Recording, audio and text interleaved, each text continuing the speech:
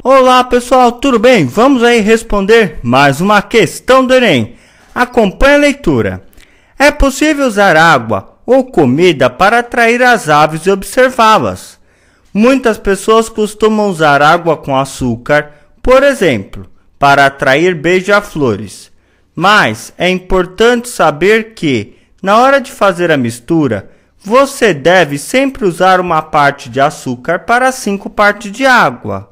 Então vamos lá, uma parte de açúcar para 5 partes de água. Além disso, em dias quentes, precisa trocar a água de 2 a 3 vezes, pois com o calor ela pode fermentar, e se for ingerida pela ave pode deixá-la doente. O excesso de açúcar, ao cristalizar, também pode manter o bico da ave fechado, impedindo-a de se alimentar. Isso pode até matá-la. Pretende-se encher completamente um copo com a mistura para atrair beija-flores. O copo tem formato cilíndrico e suas medidas são 10 centímetros de altura e 4 de diâmetro. A quantidade de água que deve ser utilizada na mistura é cerca de... Utilize π igual a 3. Primeira coisa, nós temos um copo cilíndrico. Então, vamos desenhar o nosso copo cilíndrico.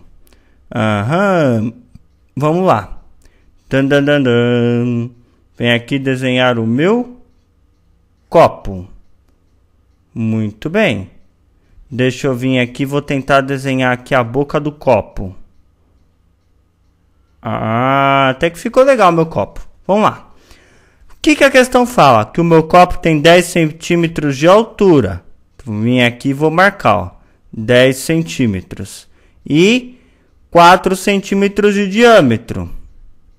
Marca aqui, ó, 4 centímetros.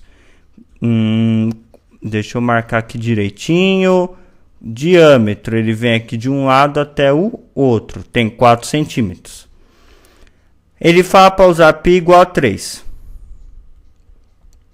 Muito bem. A quantidade de água que deve ser utilizada na mistura é cerca de...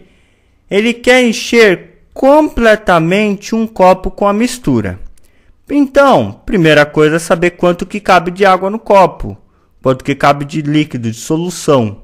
Que seria a mistura da água com açúcar, formaria uma solução, né? Então, qual seria o volume total? É só a gente calcular o volume do copo. Como é que calcula o volume de um cilindro? A área da base. A base é uma circunferência, um círculo. Como é que eu calculo a área? Π vezes o R elevado ao quadrado.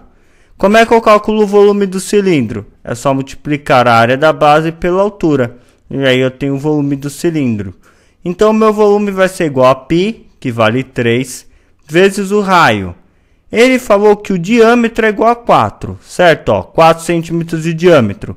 O raio é metade do diâmetro, então o valor é igual a 2. 2 elevado ao quadrado vezes a altura, que é 10. Então, qual é o volume do meu copo? 2 ao quadrado é 4, então vai ficar 3 vezes 4 vezes 10. O volume do meu copo é igual a 120 ml. Opa, professor, por que ml? Olha só. A minha altura está em centímetros, certo? A minha área, a minha base, o comprimento do meu raio também tem centímetros. Então, quando a gente calcula o volume, o nosso volume vai sair em centímetros cúbicos. Mas só que 1 centímetro cúbico é igual a 1 ml. Isso aqui é interessante. Então, no volume do nosso copo, eu posso escrever que ele é igual a 120 centímetros cúbicos ou 120 ml. Essa questão, pessoal, tem um problema super, hiper, mega sério. Quem bolou a questão se esqueceu de um detalhe, que o açúcar dissolve na água, tá? Então, na prática, isso aqui não funciona. Se você tem um copo de 120 ml e colocar uma parte de açúcar, na hora que você colocar água, o açúcar vai dissolver na água. Vai mudar o volume dessa mistura, ok? Não é o volume de açúcar, mas o volume de água. A água vai se misturar, o açúcar vai se misturar com a água e vai mudar o volume do açúcar. Ele vai diminuir. Só fazer um teste. Vai aí na sua cozinha, acabei de fazer esse teste, por sinal. Pega um copo, enche de água até o talo. Depois você pega e vai salpicando açúcar. Pega uma colher de sopa de açúcar, aí você pega com a mão e vai salpicando, como se estivesse salpicando sal na comida, bem pouquinho por vez. Eu consegui colocar uma colher de sopa de açúcar no copo sem derramar. Subiu o que? 1 milímetro o volume? Então esse é um problema sério. Para resolver essa questão, a gente tem que considerar que o volume não altera. Vamos colocar o açúcar, a água, e o açúcar não se mistura na água e o volume não altera. Muito bem, a questão fala que a gente tem que usar o quê? 1 parte de açúcar para 5 partes de água. 1 de açúcar para 5 partes de água. Você concorda comigo que a gente pegou 1 parte de açúcar? Vou colocar aqui 1 parte de açúcar e depois a gente pegou 5 partes de água. Ao todo, quantas partes a gente pegou? 6 partes. A gente dividiu o copo em 6 partes. Colocou 1 parte de açúcar e as outras 5 completou com água.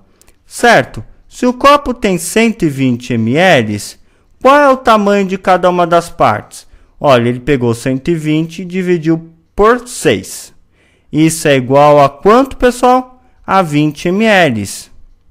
Olha, isso aqui eu estou resolvendo por lógica, mas dá para resolver por sistema de equação.